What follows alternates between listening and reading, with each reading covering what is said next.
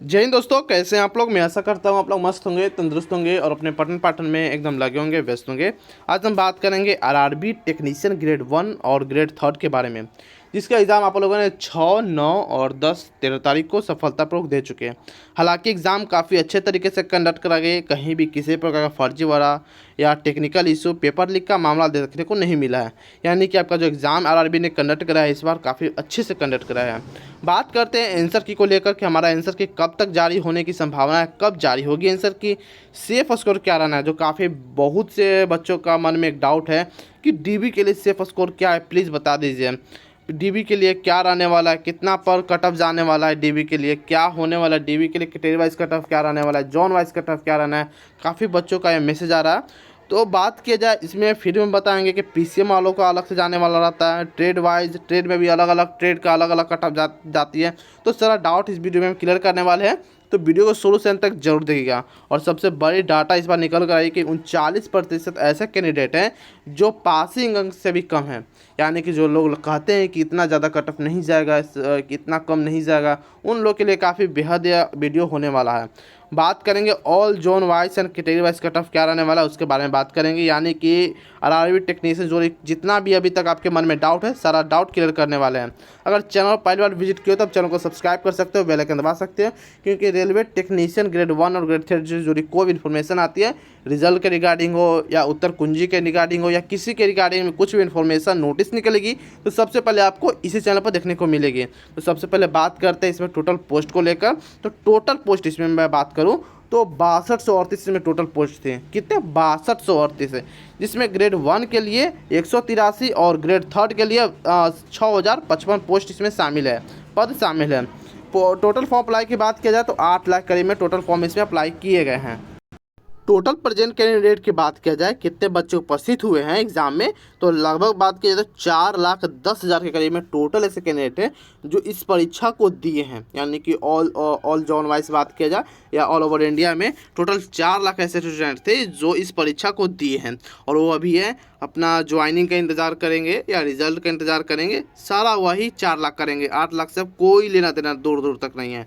Exam level की बात किया जाए तो एग्ज़ाम सभी बच्चों का कहना है कि एग्ज़ाम इस बार आरआरबी ने हार्ड कंडक्ट कराई है, तो एग्ज़ाम का लेवल लगभग हार्ड देखने को मिला है। हालांकि उत्तर कुंज आने के बाद यह मॉडरेट भी हो सकता है और ईजी भी हो सकता है। जैसे बच्चों का स्कोर में इंक्रीज या डिक्रीज होगा, वैसे एग्ज़ाम का लेवल बढ़ते घटते हुए प्रतीत आपको देखने को मिलेगा। ठीक है, एग्ज़ाम डेट में आपको बता दूँ तो एग्ज़ाम डेट आपका 6, 9, 10 और 13 मार्च, लगभग 4 दिन का आपका एग्ज़ाम कंडक्ट कराई गई थी। आरआरबी ने 4 दिन तक आपका एग्ज़ाम चला है आरआरबी टेक्नीशियन का। ठीक है, चलिए आगे बात करते हैं वैकेंसी डिटेल के बारे में, एक नज़र देख लें ताकि कोई भी डाउट अगर इससे भी जुड़ी हो तो ख़त्म हो जाए। कैटेगरी में यूआर में टेक्नीशियन 1 में बात करें, फर्स्ट में टेक्नीशियन 1 में 83 यूआर में थी, एससी में 27, एसटी में 12, ओबीसी में 38 और ईडब्ल्यूएस में 21, टोटल 183, जो कि सबसे कम दी गई है, काफ़ी कम दी गई है। इसके मुकाबले ग्रेड 3 के मुकाबले ग्रेड 1 में काफ़ी वैकेंसी कम दी गई। इसमें आरआरबी को सोचना चाहिए। बात किया जाए यूआर में तो 2547, एससी में 993, एसटी में बात की जाए तो 574, ओबीसी में 1387, ईडब्ल्यूएस में 552 और टोटल बात की जाए तो 6055 टोटल पोस्ट थी। यानी कि यहाँ पर आपको पता चल गया टोटल अगर आप ऐड करोगे तो 6238 टोटल वैकेंसी आपको ग्रेड 1 और ग्रेड 3 दोनों को मिलाकर इनमें बताई जा रही है। चलिए आगे हम बात करेंगे नेक्स्ट, यानी कि आपको हर आरआरबी में आपको पोस्ट वाइज यहाँ कट ऑफ वैकेंसी देखने को मिल जाएगी, किस पोस्ट में कितना वैकेंसी है, तो यहाँ आप देख सकते हैं। बाकी यहाँ टोटल आपको दिख रहा होगा, आप वीडियो पॉज करके आप सारा कुछ देख सकते हो। ठीक है, चलिए आगे बात करते हैं एग्जाम पैटर्न की और मार्किंग की बात की जाए तो आपका मैथ पूछा गया था, 25 क्वेश्चन पूछा गया था आपसे, मैथ 25 क्वेश्चन पूछा गया था, रीजनिंग 25 क्वेश्चन पूछा गया था, जीके सीए 10 क्वेश्चन पूछा गया था, साइंस 40 क्वेश्चन पूछा गया था। यानी कि टोटल ऑफ बात की जाए नंबर ऑफ क्वेश्चन की तो 100 क्वेश्चन आपसे पूछा गया था। ठीक है, 100 क्वेश्चन पूछा गया था, 25 नंबर का मैथ, 25 का रीजनिंग, 10 का जीके और सीए और 40 का आपका साइंस, जो कि काफ़ी अच्छा लेवल का साइंस पूछा गया था इस बार रेलवे के टेक्नीशियन में। साइंस का लेवल था, एक लेवल जो माना चाहिए साइंस में, वह लेवल इस बार टेक्नीशियन में पूछ लिया गया है।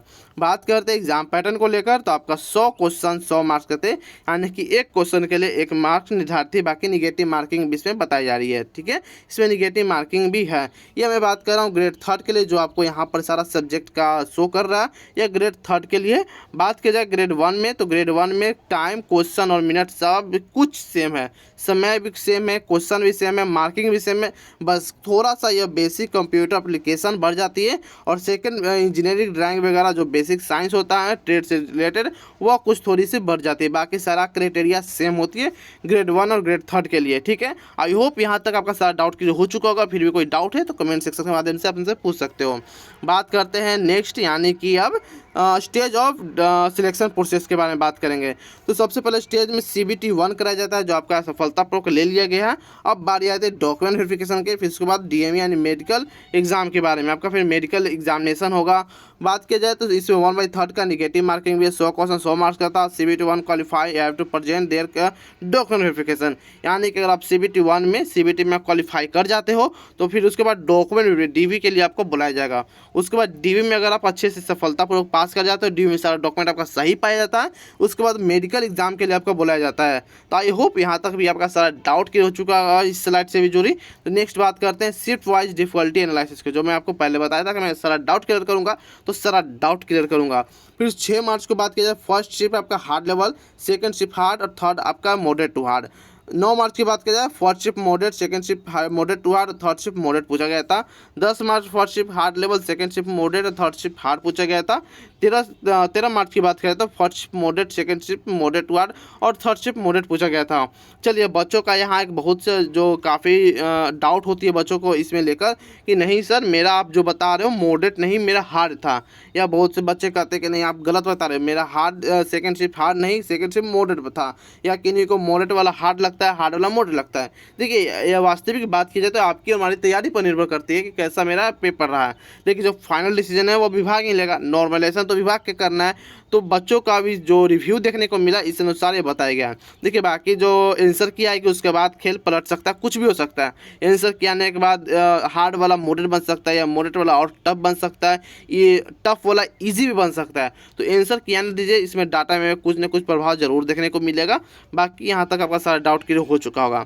नेक्स्ट आगे बात करते हैं, ट्रेड वाइज कट ऑफ की बात करेंगे। पहले ट्रेड वाला बात करेंगे, फिर PCM के बारे में भी बात करेंगे। तो ट्रेड में कौन कौन सा ट्रेड होते हैं, welder, electrician, fitter, diesel, electric, diesel mechanic, wireman, ये सब बारे में जो फिटर है, ट्रेड और सारा डिटेल इसमें आपको दिया गया है। ITI के लिए रेड जोन में सबसे पहले बात की जाए तो रेड जोन में गुवाहाटी आ रहे, प्रयागराज, चंडीगढ़, पटना, कोलकाता, रांची, मुजफ्फरपुर, भुवनेश्वर। ऐसे जो RRB जोन है इस बार आपको रेड जोन में देखने को मिल रहे हैं। अगर आपने यहाँ से अगर आपने फॉर्म भरा है तो आपके लिए सुरक्षित या सेफ स्कोर UR के लिए 74 से 77 के बीच में रहने वाला है। OBC के लिए बात की जाए तो 70 से 72 के बीच में रहने वाला है। आर्थिक रूप से कमजोर यानी EWS से अगर आप बिलोंग करते हो तो 67 से 70 के बीच में, SC 64 से 70 के बीच में, अनुसूचित यानी ST 60 से 64 के बीच में होने वाला है। जो मैं आपको अभी बताया हूँ इस सारा मैं रो स्कोर बताया, आप पहले ध्यान दीजिएगा। बहुत से बच्चे कमेंट में आकर बोलते हैं कि इतना कम नहीं जाएगा। भाई मैं आपको बता दूं, पहले अच्छे से सुन लो, यह रो स्कोर मैं आपको बता रहा हूँ। ठीक है, मैं आपको क्या बता रहा हूँ, रो स्कोर बता रहा हूँ।